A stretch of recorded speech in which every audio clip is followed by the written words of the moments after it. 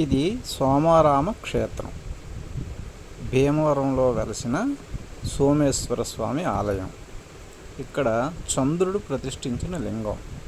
పంచారామాలలో ఒకటైన సోమారామం. ఈ లింగం ప్రతి పౌర్ణమికి తెల్ల రంగులోకి మారుతూ ఉంటుంది. ప్రతి అమావాస్యకి ముదుర గోధుమ వర్ణం అంటే నలుపు రంగులోకి దగ్గర నలుపు రంగులోకి మారుతూ ఉంటుంది. ఇది చాలా విశేషమైన శివలింగం. ఇక్కడ కింద సోమేశ్వర స్వామి ఆలయం ఉంటుంది. అలాగే ఫస్ట్ ఫ్లోర్లో పైన అన్నపూర్ణమాత ఆలయం ఉంటుంది. అంటే పార్వతీ పరమేశ్వరులు కింద పైన ఉంటారు. ఇదే ప్రాంగణంలో జనార్దన స్వామి ఆలయం కూడా ఉంటుంది కింద.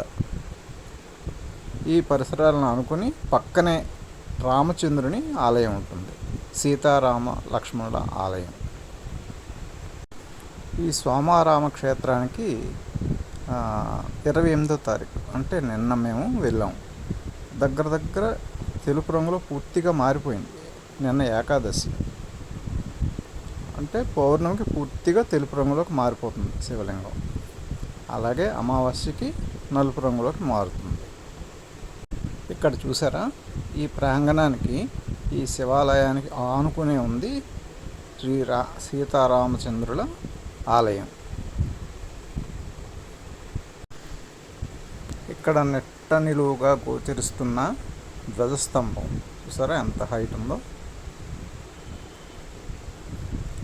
ఈ ఆలయం చాలా విశేషమైనది. ఈ సోమారామ క్షేత్రం చాలా విశేషమైనది. అందరూ దర్శించుకొని తరించండి. ఓం నమః శివాయ.